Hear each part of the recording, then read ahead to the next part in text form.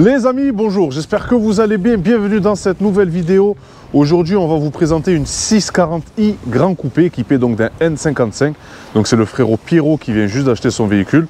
Il est passé souvent sur la chaîne YouTube, hein. Donc la dernière vidéo c'est avec la Z3. Et puis il a eu d'autres voitures, hein, mais c'est un passionné BMW qui s'est déplacé depuis Lyon. Donc voilà, dans cette vidéo, vous verrez la présentation donc, de cette voiture. Et vous verrez aussi qu'il a voulu donc faire une petite géométrie chez Delta Geo Racing pour tout contrôler le véhicule, voir si à l'achat, l'ancien propriétaire ne lui a pas caché des choses. Donc vous allez découvrir ça dans la suite de cette vidéo. Et comme d'habitude, merci pour votre fidélité, hein, puisque c'est grâce à vous si on continue à avancer. Et puis voilà, merci pour tout.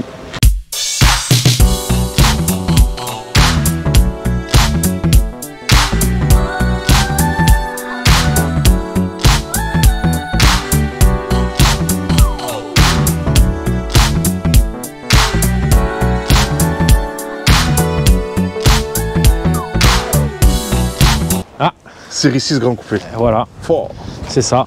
La configuration ultime, en blanche comme ça, elle est vraiment magnifique, full stock. Full stock, de 3 détails quand même. L'ancien proprio avait fait un covering sur les répétiteurs de clignot et sur les enjoliveurs des poignets. D'accord, ok, ouais, sobre, voilà. Ce qu'il faut. Il y avait les calandres noirs, j'avais les origines fournies, c'est plus fort que moi. Tu as remis ceux d'origine? Ouais. Tiens ouf, hein.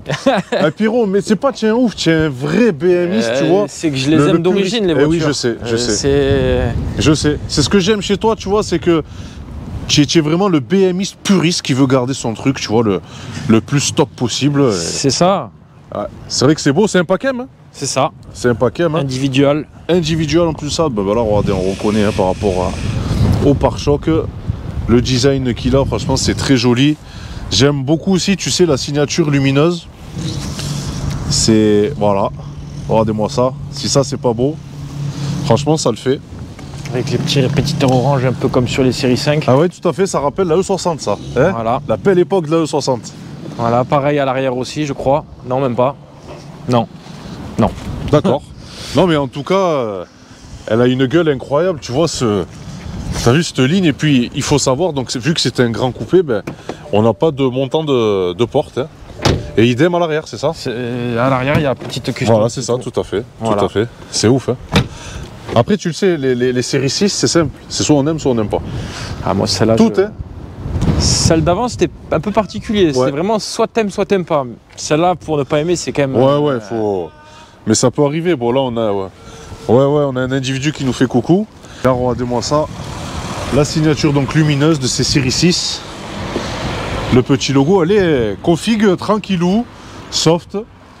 Tu comptes faire quelque chose sur les échappements ou tu vas tout laisser comme ça? J'aimerais bien retrouver des canules d'origine noires quand même. Ouais, ok. Parce que elles sont un peu abîmées. Ouais. Je les laisserai noires, hein. Je les mettrai pas chrome. Ah, oui. Mais elles sont bien. Je sais pas pourquoi sur les voitures, les canules d'échappement noires, elles tiennent pas. Ouais. Je sais pas. Après, c'est peut-être une question d'entretien aussi. Hein. Il y a peu de gens qui vont nettoyer le pot d'échappement. Ouais, non, mais ça, on est d'accord. Hein. Qui c'est qui va le faire? Moi. Non, mais c'est vrai que la série 6 Grand Coupé, la série 6 Coupé est belle. Hein. Et la série 6 Grand Coupé, pour moi, c'est vraiment la berline du papa qui veut quelque chose de très atypique chez BMW. C'est ça. C'est vraiment une super caisse. Tu l'as pris en N55. C'est ça. Ah, on en a discuté. Hein. On en a discuté. C'est vrai que moi, personnellement, les amis, j'ai rien contre le diesel. Je kiffe ça. Et vous le savez très bien. Moi, le N57, à chaque fois que je tape 640D sur le bon coin, c'est malheureux à dire, mais à chaque fois, j'en trouve avec des moteurs cassés. Et on sait, hein, il y a les coussinets de biais là-dessus, le coussinet de Vilo qui se soude avec le Vilebrequin et c'est cuit. Et N57, c'est très cher. C'est 6000, 7000 d'occasion. Ça fait mal au dos et c'est pour ça que malheureusement, si je devais en prendre une, ben, ce serait comme le frérot en I pour éviter ce genre de désagrément. Non, mais en tout cas, elle est belle. Franchement, c'est quelque chose. C'est vraiment une belle voiture. Bon, les amis, ce magnifique moteur, le N55, hein, qu'on connaît bien. Et regardez, hein, c'est bien individuel. Pour ceux qui en douteraient, on ne sait jamais. Tu sais que c'est un bon moteur, ça, frérot? Bah, il paraît, ouais. En tout cas, moi, j'en suis bien content quand même. Ouais. Franchement, je pensais que ça allait être un peu lourd. Oui. Que ça allait... Mais finalement, franchement, ça va super bien. Ça le fait? Ouais, ça le fait. Tu vas essayer de toute façon, mais moi, je trouve que ça le fait bien. Ok. Voilà. Donc, le N55, tu connais un petit peu les maladies dessus? Pas vraiment. Je crois qu'il n'y en a pas beaucoup en fait. Bon alors, il y en a, c'est pas des gros trucs. Tu as la pompe à eau, tu sais, c'est une pompe à eau électrique. C'est ça, non, je crois, il me semble. Non, c'est peut-être... non, carrément, elle est carrément... c'est une pompe à eau électrique, tu sais. Donc ça coûte un petit billet à remplacer dessus. Tu le fais une fois, en général, dans la vie de la voiture. Il semblerait que ça ait été fait. Je crois qu'il y a eu un truc qui a été fait sur le circuit de refroidissement. Ok. Mais c'est un billet à 700-800 balles, la pièce. Hein. Oui. Voilà. De toute façon, y a rien qui... Donc il y a ça. Sinon, tu as le charge pipe. Charge pipe, ça peut arriver, tu as une perte de puissance, tu le sens de suite quand c'est cuit. Le joint de cache culbu qui se met à fuir aux alentours de 150 000. J'ai pas de... Et ouais, voilà, pas plus. Hein, pas plus. Après, quand tu arrives à des certains kilométrages, ils préconisent de changer les coussinets de bielle. Voilà, pour le moment, je pense que j'ai encore un peu de marge. Et voilà, c'est 31 là pour le moment. Ouais, donc ça va. Surtout que là, bon, les stocks. Sinon, globalement, ben, c'est tout. Hein. Sinon, c'est un moteur qui est costaud. Hein. C'est un moteur qui est costaud, qui se tune bien. Je te fais pas un dessin. Peut-être un jour. Ouais. Peut-être un jour. Hein.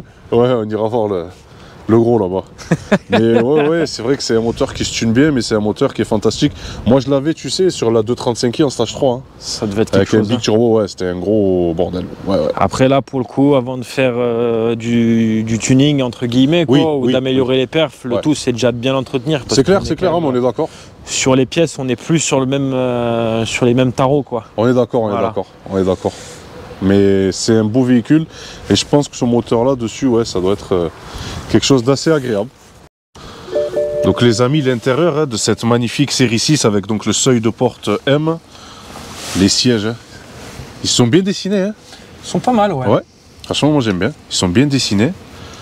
Des sièges sport. Cuir Alcantara, ça change du tout cuir. Ouais, c'est clair, on a des surpiqûres ici. Hein. Bleu, eh oui. Et tu vois, on peut régler aussi la mémorisation du siège même aux passagers. C'est que j'ai jamais vu ça. Hein. D'habitude c'est que côté sur conducteur. Les 7, ça doit être comme ça sur les séries 7. J'ai jamais vu. Honnêtement, j'avais jamais vu ce petit détail. La console ici en cuir, qui est belle. Ouais, c'est ce qui m'a plu sur ces séries, c'est que là pour le coup, c'est du vrai cuir et c'est du cuir de partout. D'accord.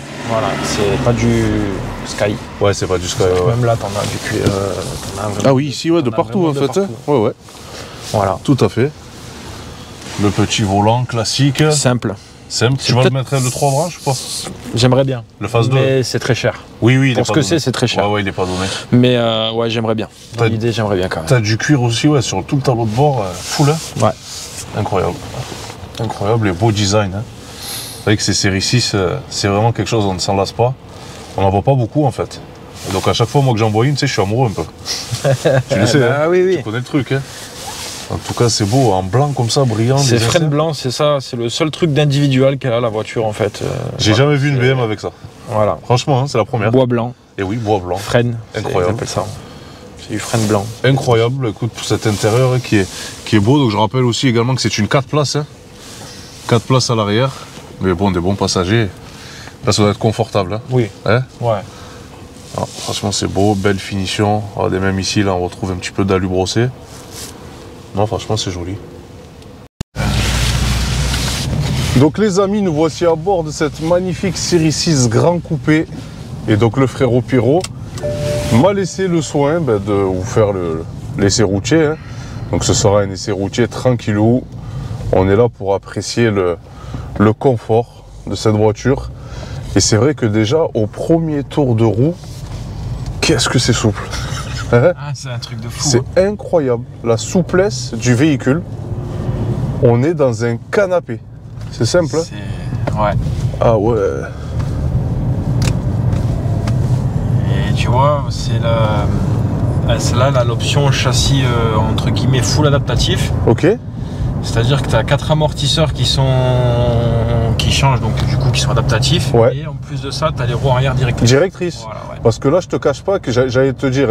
Ça braque bien. Hein. Ouais, j'ai senti une sensation que je n'ai pas l'habitude. Ah ouais. D'accord, ok. Donc les roues sont directrices. Les roues arrière sont directrices, ouais. Et à vérifier, hein, dites-le dans les commentaires d'ailleurs. Ouais, s'il y a des spécialistes. Si ce type de suspension, il rehausse ou rabaisse le véhicule. D'accord. Parce que tout à l'heure, GG m'a dit, j'ai eu l'impression qu'elle a baissé. Elle s'était tassée un petit peu. C'était peut-être une impression, j'en sais rien. Ouais. Donc si vous savez dans les commentaires, les aficionados de BM. Ouais, c'est clair. C'est clair, dites-nous. Hein. Dites-nous, mais franchement, alors les sièges, moi, tu sais, qui suis un bon mangeur, on y est bien. L'affichage tête haute, il tombe, mais alors, comme il faut. Tu vois, il est à la bonne hauteur. Je sais que c'est réglable en plus sur, hauteur, sur les séries F. Ouais. Sur les séries E, tu vois, c'était pas le cas. Et ouais, on est là, je pense qu'on peut faire des kilomètres et des kilomètres. Hein. On est là, tu sais quoi, la suspension absorbe vraiment tout. Puis c'est silencieux, c'est bien insonorisé, il n'y a pas de bruit d'air parasite, alors que dehors, il y a quand même un peu de vent. Ouais, ben là, ça souffle. Hein. Et non, ça va bien. Ah oui. Je suis vraiment satisfait de l'achat. Si on doit parler un petit peu prix, alors attention frérot, je te demande absolument pas combien tu l'as acheté. Hein. Oui, je te demande simplement une tranche de prix, ça vaut combien? Je dirais entre 25 et 35 selon. Après, voilà. En 40i, il n'y en a pas beaucoup. Et non. Il y a beaucoup de 50i. Ouais. En V8 biturbo. Ouais. Après, il y a une version à éviter. Oui, la 407 chevaux. Voilà. Et la 450 ou 440 chevaux, je crois. Ouais. Il y en a beaucoup moins et c'est pas les mêmes prix, c'est pas les mêmes tarifs. Non, c'est clair, c'est clair. Donc je pense que le 40i c'est le bon compromis. Après il n'y en a pas beaucoup. Ouais. Il y en a beaucoup en coupé. Enfin beaucoup, façon de parler, mais il y en a. On n'en trouve pas tous les coins de rue quoi. En termes de consommation, tu as pu avoir une petite estimation? Regarde, là je suis à 9 litres 4. Ouais. Je suis descendu de Lyon, alors je me suis mis en mode éco-pro pour tester un petit peu. Ouais. Je suis tombé à 8 litres 2 en roulant à 130, normal. D'accord. Ok. Chargé à 3 avec des bagages et tout ça. Ok, donc c'est assez sobre. Ouais. Après, de toute façon, dès qu'on commence à taper dedans, ça s'envole direct. Oui, tout à fait, tout à fait. Voilà, donc le plein, j'ai fait le plein et là il me reste. J'ai fait 380 km, il me reste la moitié, donc ça reste assez Ah, bien. franchement, ça va, ouais, ça va. C'est correct, quoi. C'est clair pour le poids du véhicule. C'est ça qui est assez fou, en fait. Ouais. Par rapport au poids, on pourrait s'attendre à ce que ça se traîne, que ce soit un gouffre, mais finalement. Oula, là j'ai senti, hein. Ah bah, vas-y. Tu m'as mis le mode sport plus, hein. Tu testes, quoi. Allez, on va tester pour vous, les amis. C'est bien, hein. Ah, ça marche bien. Ah, franchement, Pierrot, ça marche bien. Ouais. Ah ouais. Bon. Mais par rapport au poids du véhicule, c'est clair. Eh ben, On est vite, tu sais, dans des imitations de vitesse, c'est... Franchement, c'est beau. Moi, j'aime bien, tu vois, parce que, tu le sais, tous les deux, on a une famille à transporter, etc. Et tu vois, on la transporte, en fait, dans un véhicule qui est hors du commun. Hein, confortable, hors du commun. C'est vraiment le genre de truc qu'on aime dans ce genre de BMW. Et je reinsiste, tu sais, sur les inserts qui me choquent. Je te promets, j'ai jamais vu ça. Ben oui, j'en ai jamais vu pour de vrai. J'en ai vraiment jamais vu. C'est incroyable. C'est vrai que quand j'ai vu ça, j'ai dit c'est beau. Et ben ouais, je connaissais pas. Franchement, j'ai jamais vu ça. J'ai eu le coup de cœur tout de suite quand je l'ai vu. Ouais. J'ai dit c'est bon, celle-là c'est la bonne. L'écran, j'aime bien. Ah, on nous fait des appels de phare. Très bien. C'est une Mercedes. C'est pas grave. Moi, ce que j'aimais aussi, tu sais, c'est le design de la, tu sais, du GPS. Ouais. Après, il est un peu. C'est vrai que elle est fin 2012, donc c'est vrai que ça manque un peu de. C'est moins actuel, quoi. Par exemple, il y a la petite molette, c'est pas le gros. Oui, c'est pas la grosse, etc. Ouais, mais après le niveau design et tout ça, ouais, j'aime bien comment il est intégré. Ouais, c'est bien foutu. Hein. C'est bien foutu. C'est clair, c'est clair. Les palettes, le moins, le plus qui tombe bien. C'est ici, c'est ce qu'il faut. Puis après, tu as le mode confort plus, tapis volant, quoi. Ah oui, je me rappelle. Oui, alors ça, je l'ai possédé sur une F10. Tu te rappelles? Ah purée, oui, je me rappelle de la sensation. Ah là, tu flottes, hein. Voilà. Tu flottes. Ah ouais, tu sens plus rien. Ça, c'est incroyable. Tu sais que la route, elle peut vraiment être dégradée, que tu vas pas le sentir. Tu te demandes presque, tu sais, si tu n'es pas dans une espèce de gros SUV c'est ça. Qui absorbe tout avec des grosses routes, tu sais, hyper hautes. C'est ça. Alors que pas du tout.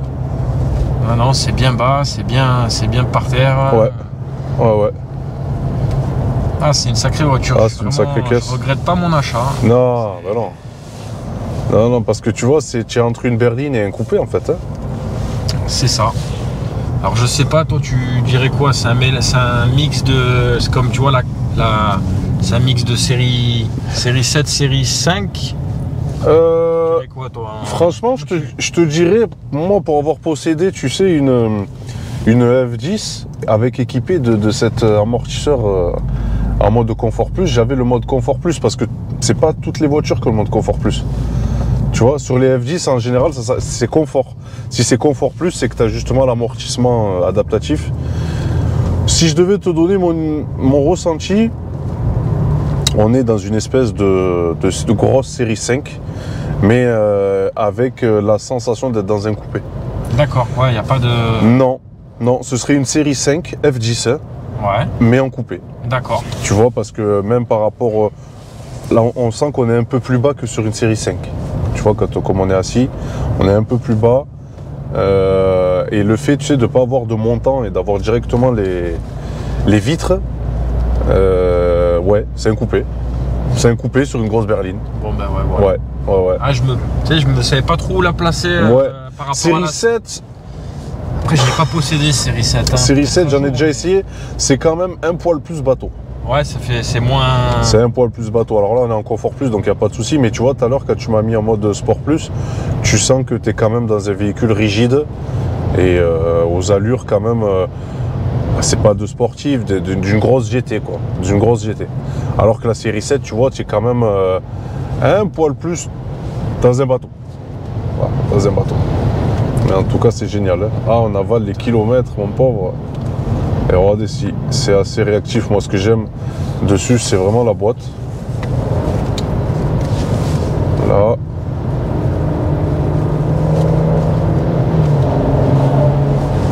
Le frérot me l'a mise en sport, nickel.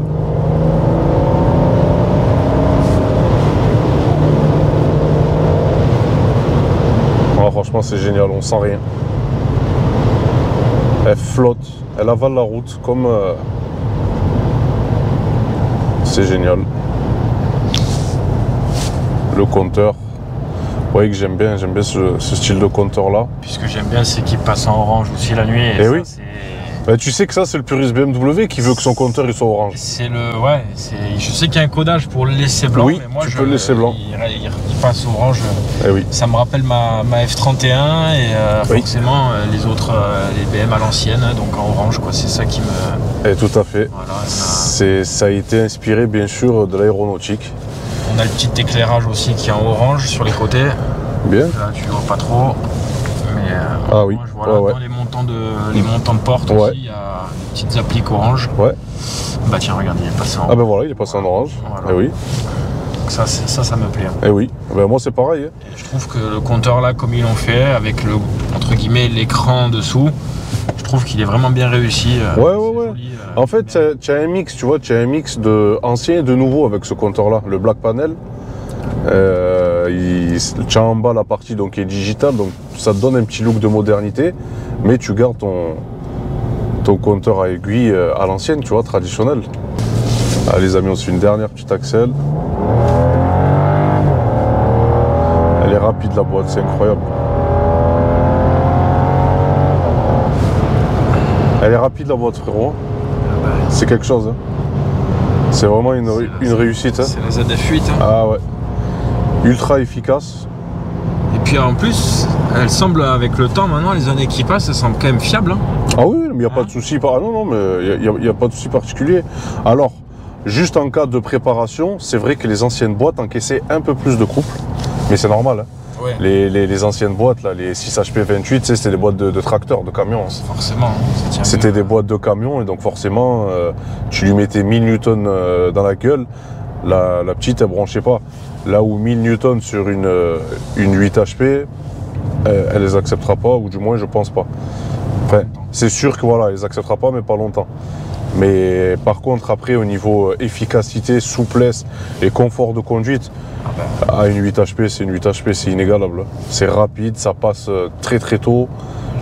Et puis quand on se met en sport plus, la réactivité, ça enchaîne. C'est ouf, hein.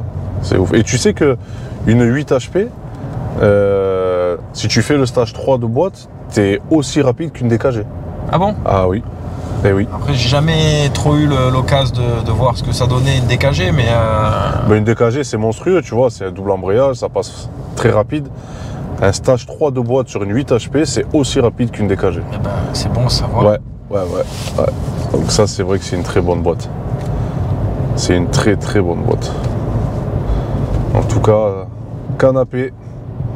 Et je valide mon frérot totalement l'essai de cette 840 Grand Coupé qui est pour moi une pure réussite et la BMW qu'il faut acheter du papa qui veut un truc qui se démarque de toutes les autres BMW, tu vois. La série 6, c'est un monde à part chez BM. Ah ouais. Ouais, ouais. J'en suis content. Bah écoute, il y a de quoi. En tout cas, prends-en soin. Ah ben, parce que... Oh oui, je sais qu'avec toi, elle sera... elle sera bien traitée, la petite. Bien traitée, ouais. Bien entretenue. C'est clair. C'est clair. Et la garder le plus longtemps possible. Quoi. Oui, parce que là, si tu devais la changer... Je vois pas ce que je prendrais d'autre, en fait. Ouais. Là, je vois pas. Ouais, après, une M, mais les M, c'est fini, c'est plus abordable. Quoi. Enfin, si. Ouais, ça reste abordable, mais... Si tu veux une F80, c'est sûr que si tu n'as pas 55-60 billets, tu vois... C'est ça, ouais, mais c'est bon, après... C'est des grosses sommes, après. Voilà. Après, quoi que celle-là, fallait en avoir un peu, quand même, parce que... Oui, oui, à sa sortie... Neuve, celle-là, plus de 100. Oui, plus de 100, bah oui, c'est ça. Hein, c'est ça qui est incroyable, C'est une voiture de luxe, hein. C'est tout ce qui est série 6, série 7 sur la gamme BM. C'était monstrueux en prix du neuf, tu vois. Neuf, ouais. Et ce qu'on s'aperçoit, c'est en fait au niveau des décotes. C'est les voitures qui décotent le plus. Hein. Ah ben, ouais, au bout d'un moment, ça arrête de décoter. Hein. Oui, oui, bien sûr, bien sûr. Mais là, c'est ouais. 80% quasiment. Eh oui, eh oui. Parce qu'avec les options, tout ça, celle-là, elle était ouais, je sais plus exactement, j'ai le catalogue avec les options. Ouais. T'es un peu plus de 110 000, je crois, si je dis pas de bêtises. Alors, non, mais ça m'étonne pas. Voilà. Ça ne m'étonne pas.